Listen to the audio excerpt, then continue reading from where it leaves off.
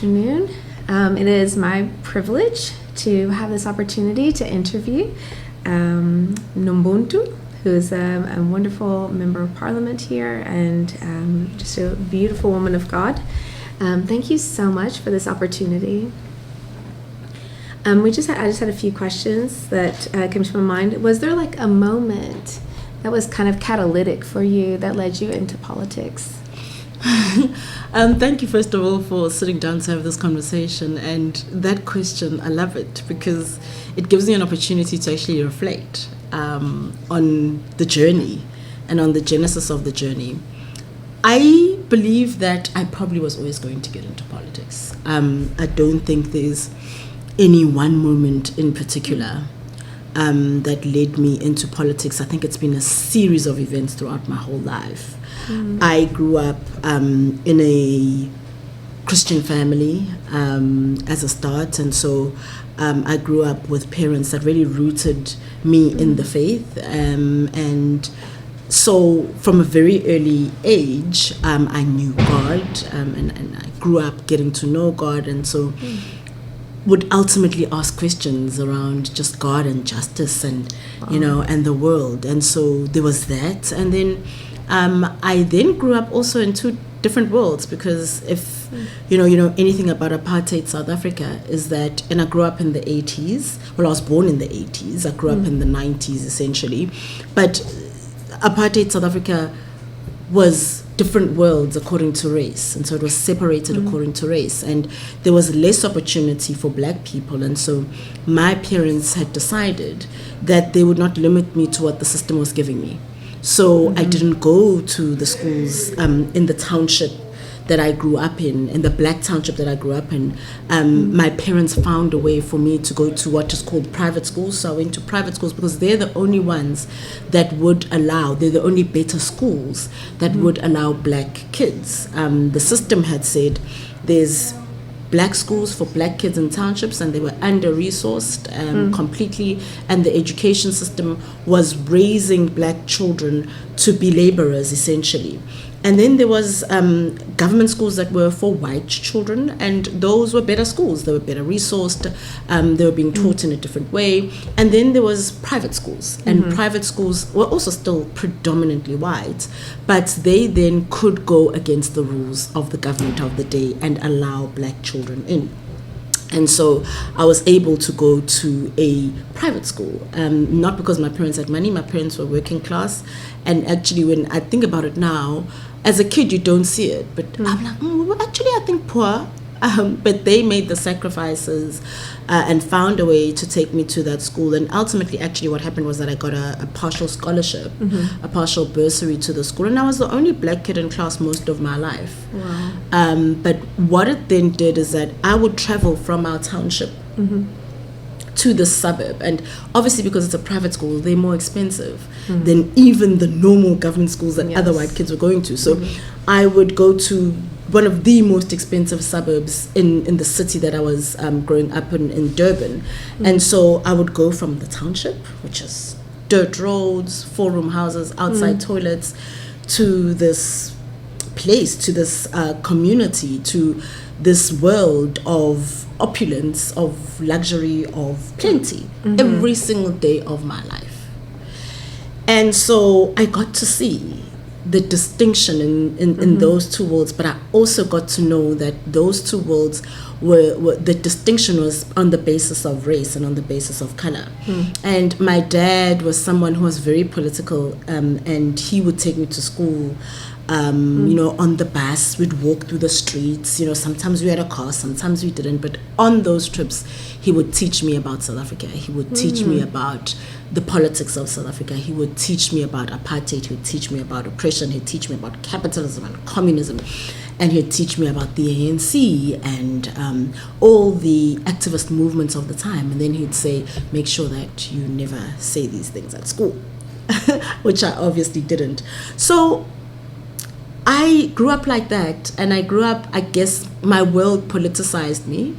I grew up aware of the politics. I would then, after university, I would then go into the corporate world, but quickly left the corporate world and went into business, mostly because I found that the corporate world, I did well very quickly and was, climbing the ladder quickly. But I could also still see the issue of economic injustice even in that world. Yes. And so I went into business to try and contribute in my way to some sort of economic justice. And I did so through business, through various institutions and organizations, advocacy organizations that I led, until ultimately it felt like it wasn't enough. And I knew it felt like it wasn't enough, and I knew a time would come, I guess, it had been burning somewhere within me that I'd actually have to go into the ring and do this. And I then became co-founder of Build One South Africa, started this party, Build One South Africa, with Musi Maimane, who is the previous, who used to be an opposition leader in South Africa's parliament. And we started Build One South Africa as the kind of party that we wanted to give a platform to ordinary leaders in society that aren't in politics, that actually want to bring change to our country and want to be part of growing this country and want to be part of building one South Africa, because we still have the multiple South Africas that I told you about, which now we're talking, I'm 43 years old. So that way that I grew up with the multiple South Africas, that's still a reality today. And our dream is that we would contribute towards one South Africa. Yeah, I love that. Especially recognizing how important it is. Like it can't just be government operating. We have to work within all areas of society to see this nation healed. And I can't wait to see how God wants to heal this nation. And I know God wants to heal this nation. And I think it's really beautiful that you want to be a part of that. You did talk to me, you just mentioned your faith and your background. How has that impacted your political career and the decisions that you make even in your position? I'm doing this because I'm called to it. Like, I wouldn't do it for any other reason except that I'm called to it. And like I say, there's always been this burning, fire in me to do something, and as part of nation building. And I've always tried in different ways, but God has always led me to the different spaces where I'm able to do that in a certain way. So it has been instrumental. I was part of a group that used to pray for the nation. We called ourselves Hike and Pray, and in one of those prayer sessions that we would go do on the mountains, this must have been, I think it was 2017 or so, 2018. One of the ladies, while we were praying, said, "You're going to Parliament." And I was like, "What are you talking about? I'm in business." And then I thought to myself, "Oh, maybe I'll have to go present something in Parliament and all of that." And she was like, "No." And I didn't say anything, but she just keeps speaking, and she says, "No, you're going to be in Parliament as a parliamentarian." And I listened to it, I heard it.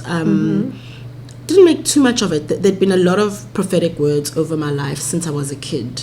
About presidency and all those kinds of things, and I, in my mind, could even still be the case, is that in my mind it's always been that presidency represents leadership in some shape or form, and so whatever prophetic words have been said could be actually about leading in different spaces. It could be about presiding over certain spaces, and it could be about presidency of the country. And if that were to happen, it would certainly be about one of those less willing servants that God pulls and goes, "You're gonna do this particular thing."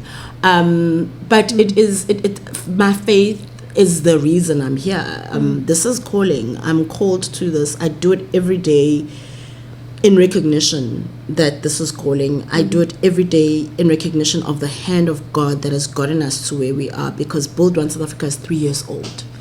Yet we are a party that is already in Parliament with 2 seats in Parliament. We have a voice in the national narrative, in the national agenda, and that is the hand of God. God's blessed us with people in our team who themselves are called, and who are on mission, and I don't take that for granted. I absolutely depend on my faith. I absolutely depend on God. I absolutely do not take it for granted to be part of what God is doing in this country. God is raising people in different sectors of society to represent the kingdom and to be thy kingdom come. And so the opportunity to be able to do and be that is absolutely incredible. And I'm grateful every single day. Oh, thank you. Oh, that's beautiful. I love this perspective on leadership. When you think about leadership, what does that look like to you? What does that mean? Sure. Leadership to me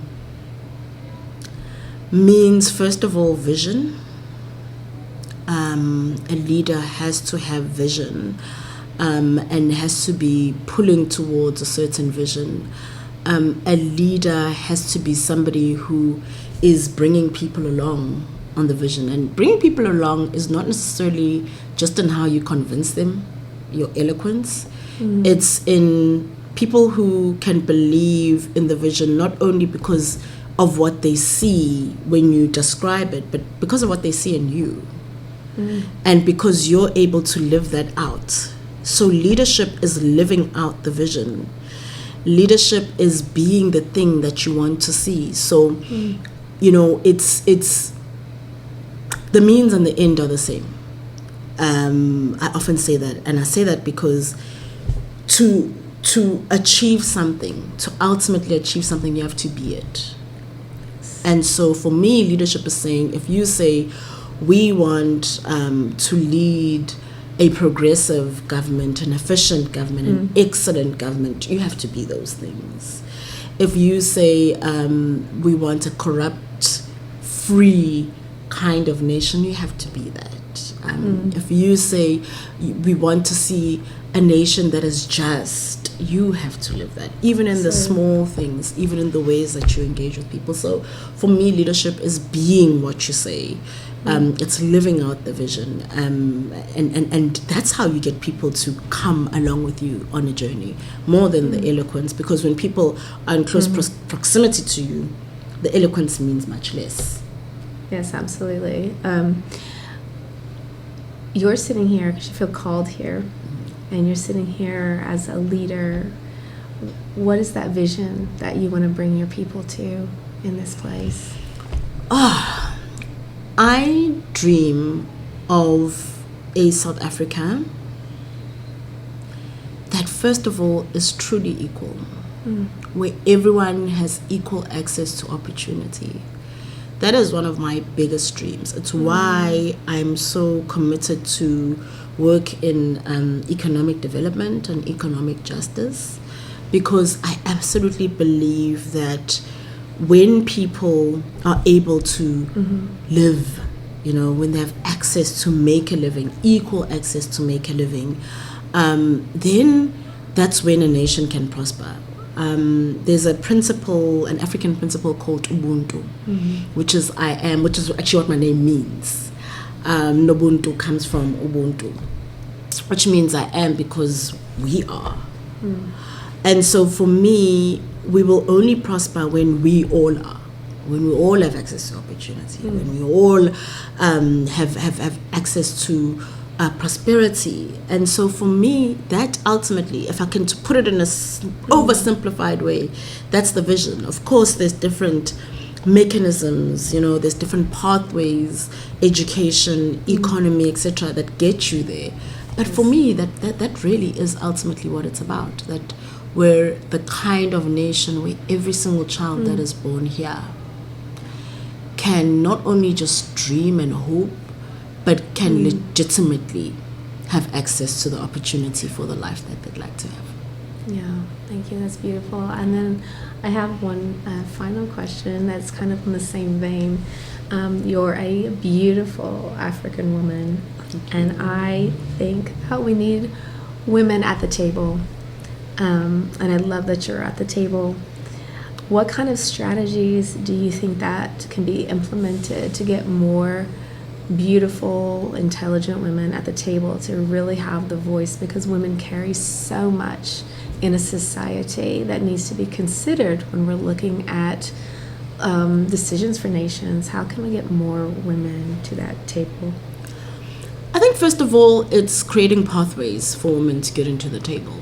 I have a team that's predominantly women-led, that has predominantly women on the staff, and I think that already creates opportunity. It creates exposure. It gives exposure to women to the space.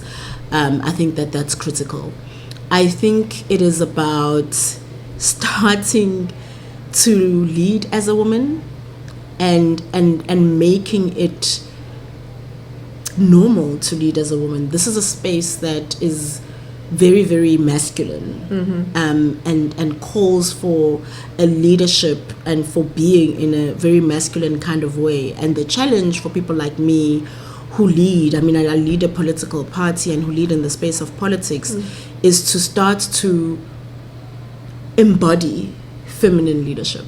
And feminine leadership, when I talk about that, I'm talking certainly less about how we dress and how we show up, more than I'm talking about the way in which we lead, which is more collaborative. As an example, women are more collaborative, which is more in touch with holistic humans and just a holistic way, in my instance in politics, of doing politics. And so I try to live that, and I think the more women we have who are leading in a feminine way, who are leading as women, the more it becomes something that a young girl, a young woman can look at and go, I want to do that and I want to be that. And the more opportunity we're creating for people in the space is the way we get more women into the space. Yeah, thank you so much. I think that's a real concern that we see globally. So I just really appreciate, thank you for your time and sharing your heart with us. It's just been a wonderful opportunity. Thank you so much for having the conversation with me. I've loved the conversation. It's one of those conversations that's a reminder of who I am and why I do what I do.